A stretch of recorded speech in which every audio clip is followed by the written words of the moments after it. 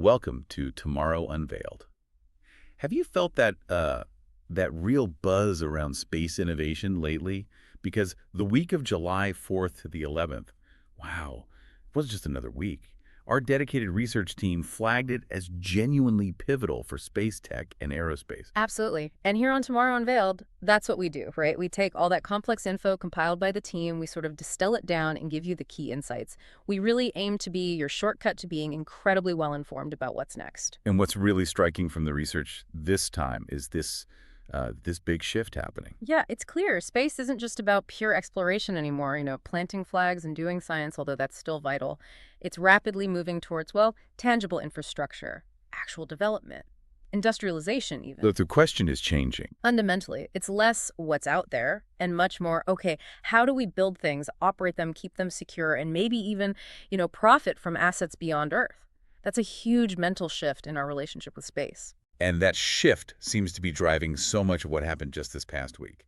That's what we want to unpack today. Our mission for this deep dive, focusing on findings corroborated across multiple sources from our research team, is to look at the biggest steps forward in space manufacturing, global connectivity, critical infrastructure, and pure scientific discovery. Right, a busy week. So let's kick things off with something that still feels a bit sci-fi. Actual factories in orbit. What does that really mean for, say, material science back here? Oh, it's the potentially revolutionary. And leading the charge, or at least a key example this week, is Spaceforge's Forge Star 1.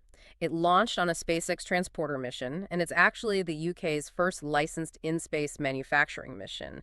ISAM, they call it. Okay, ISAM. And what's it trying to make up there? Its main goal is proving you can reliably manufacture next-gen semiconductor materials, things like gallium nitride, silicon carbide in low Earth orbit, LEO. Why LEO? What's the advantage? Microgravity. In that environment, you see defects in the crystal structures of these materials, they get suppressed. You can achieve a level of purity and like a perfect lattice structure that's just physically impossible to get on Earth with gravity pulling everything down. So like a microgravity foundry? Is that the term? That's a great way to put it, and the implications are huge. Think about addressing global chip shortages, reducing supply chain vulnerabilities, maybe even boosting, European technological sovereignty. Better chips, basically. Better chips are always good. But, okay, the elephant in the room, launching stuff is expensive, getting stuff back from space reliably and cheaply. Yeah. That sounds even harder. Does making a better chip up there actually make economic sense if you can't get it home easily? You've hit the nail on the head. That's exactly what our research team calls the last-mile problem for ISAM. Now, Forge Star 1 itself, this specific mission, it isn't actually bringing product back. Ah, okay, so it's testing the tech first. Exactly. It's rigorously testing the key technologies you need for return. Things like its own deployable heat shield, called Pridwin, designed to survive re-entry. It's also testing on-orbit aerodynamic controls, basically steering during descent, and specialized software for predicting the re-entry path very accurately. So the takeaway is we're figuring out how to make things in space, but the real economic viability, that hinges completely on mastering that return trip, making it routine, low-cost, reliable. That's it. It needs to be as common as, delivery trucks showing up just from orbit. That's the hurdle before this industry truly takes off commercially. Fascinating. So beyond just manufacturing, space is really becoming a laboratory too, right?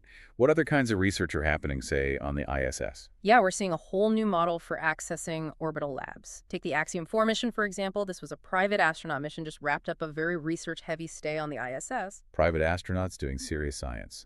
Absolutely. They covered a lot of ground, like in-space agriculture. They were growing crop seeds, green gram, fenugreek. Yeah. Even microalgae, all aimed at sustainable food and life support for longer missions. Green gram and fenugreek. Are we finally getting decent curry in space? Maybe eventually. But seriously, figuring out how to grow food off Earth is fundamental for any long-term human presence, right? No question. What else were they working on? Advanced material science, studying how 3D printed polymer samples behave in microgravity, thinking ahead to future in-space construction. Also, human-machine interaction. How we, use touchscreens and controls in zero-G. Yeah, how microgravity affects things like your gaze, your pointing accuracy with digital interfaces, crucial data for designing better spacecraft cockpits and habitats, and biomedical tech was big too. They tested wearable biometric monitors and really significantly, demonstrated managing insulin-dependent diabetes in space. Ah, that could open up spaceflight to a whole new group of people. Exactly. And stepping back, what missions like Axiom 4 really showcase is this space as a service model. It lets countries like India, Poland, Hungary conduct their own sovereign research programs using the ISS without the massive cost of developing their own human spaceflight capability from scratch. It's really democratizing access to orbital research. Access is a great keyword. Let's shift gears then to how space tech is changing access down here. Global communication, connectivity. That seems to be moving incredibly fast. Oh, incredibly fast. SpaceX's Starlink is just relentless. This past week, another Falcon 9 launched 28 more Starlink satellites. Just another week, another launch. Pretty much. But what's also noteworthy is the booster they used, B1077. It completed its 22nd successful flight and landing. 22 times. That really speaks to how mature reuse is becoming. It really does. And on the global reach front, Starlink also got final regulatory approval from India. That clears the path for them to offer commercial broadband in, well, one of the biggest potential markets on the planet. And didn't we see it used in a crisis situation recently too? We did. During the floods in Texas, when ground communications were knocked out, their direct-to-cell service provided basic SMS texting directly to ordinary smartphones. So your phone just talks straight to the satellite. For basic text, yeah. And they also deployed portable Starlink mini kits, little suitcase-sized dishes, for search and rescue teams to use. What this really points to, strategically, is satellite comms moving from being a niche thing to being this essential, almost invisible backbone for the global telecom industry. It offers this crucial layer of resilience when terrestrial networks go down. That's a fundamental change, thinking of satellites as just part of the essential infrastructure. But these huge constellations, they need serious ground infrastructure too, right? Yeah. Any breakthroughs there? Definitely. On the ground side, Northwood Space successfully tested their second-gen portal phased array antenna. It's quite advanced. Phased array, meaning it can track satellites electronically without moving parts. Exactly. And this one can transmit powerfully 1 kilowatt and receive incredibly faint signals, sub-picowatt level, on the same antenna face. And it can talk to satellites in LEO, MEO, and GEO all at the same time. So one antenna does the job of multiple big dishes. That's the idea. It's modular, potentially a lower cost, faster to deploy. The research team that compiled this data really highlighted this one. Strong corroboration on its significance for future ground networks. Okay, let's pause here for a moment. If you're finding this insightful and you're watching on YouTube, please take a second to like this video, subscribe to Tomorrow Unveiled, and definitely hit that notification bell so you never miss our updates on the future. And if you happen to be listening on a podcast service, maybe Apple Podcasts or Spotify, we'd be incredibly grateful if you could leave Tomorrow Unveiled a rating and a review. It genuinely helps new listeners discover the show. Absolutely. Okay, so we've covered manufacturing, connectivity. Let's pivot now to the strategic side. Space is clearly becoming more important for national security, securing assets, but also just expanding basic access to get there. Yeah, this was a big week for that, too. The U.S. Space Force awarded a landmark contract, $2.8 billion to Boeing. For what exactly? For the first 2 satellites of what's called the Evolved Strategic Asset PCOM program, or ESS. This is all about modernizing the U.S.'s most critical space-based communication systems. Think Nuclear Command, Control, and Communications NC3. The really high-stakes stuff. The highest.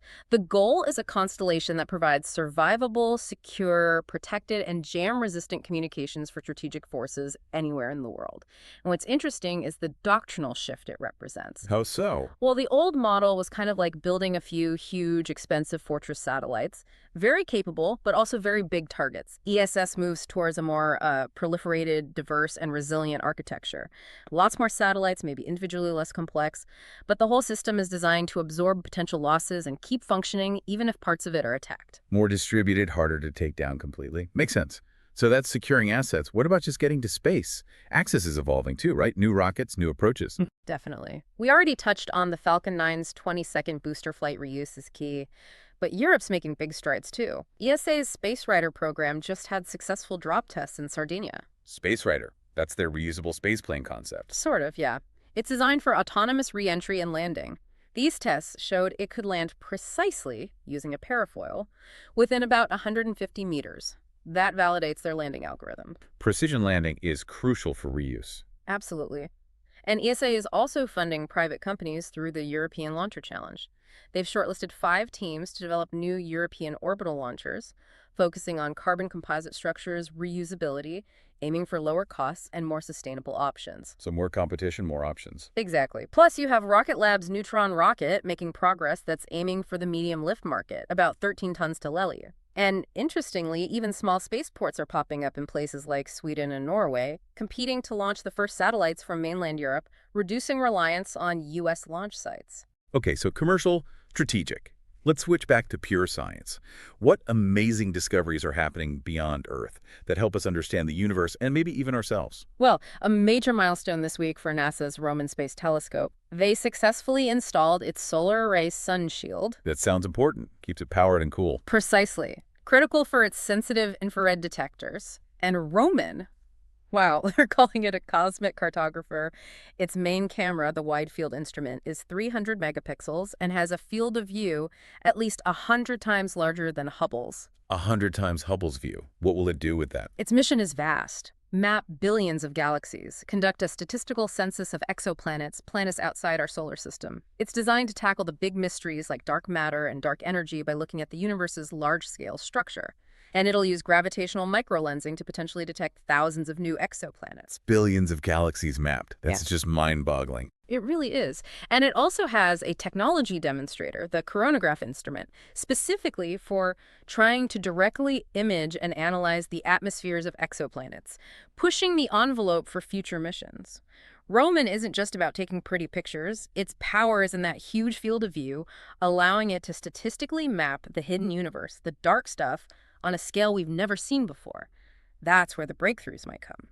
Incredible cosmic perspective. Yeah. But space also gives us a vital perspective back on our own planet, right? Yeah. Especially for climate. Absolutely critical. And a great example is the EarthCare satellite, a joint mission between JXA, the Japanese Space Agency, and ESA, the European Space Agency. It actually represents a formalized strategic partnership on climate action between Japan and Europe. Okay, what makes EarthCare special? Its innovation is having this unique suite of 4 different instruments, all looking at the same patch of atmosphere simultaneously. It includes the first ever spaceborne Doppler cloud radar. Why is having them all together so important? It solves what climate scientists sometimes call the apples and oranges problem. When you try to combine data from different satellites taken at different times with different instruments, there are always uncertainties.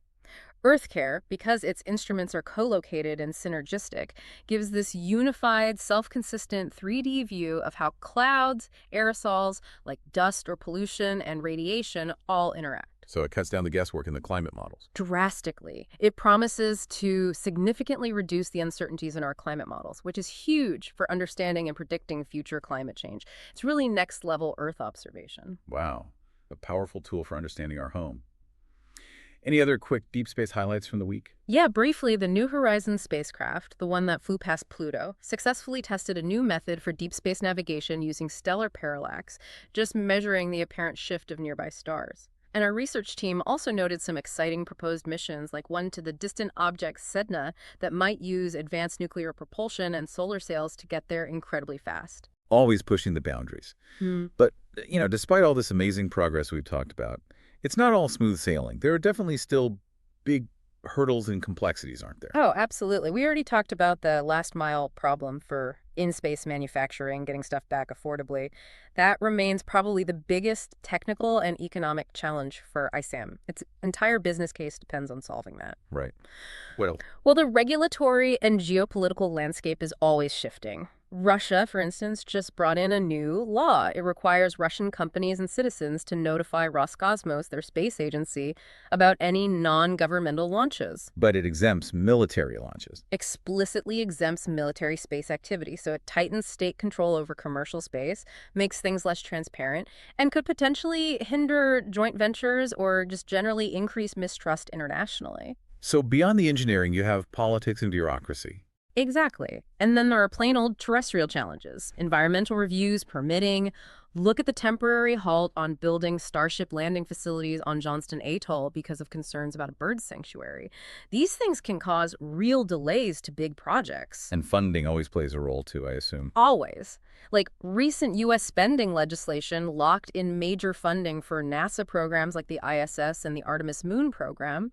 That provides stability, which is good, but multi-billion-dollar commitments can also limit agility if priorities need to shift quickly in response to new breakthroughs. Lots of moving parts.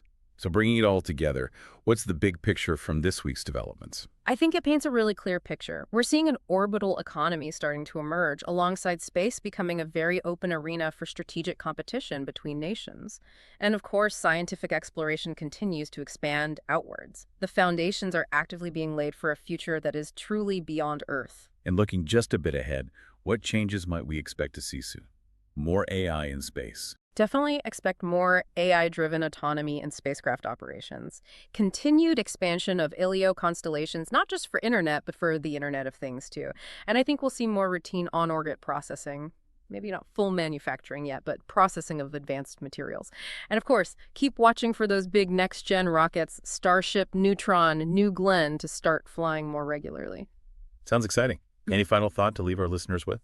Well, maybe this.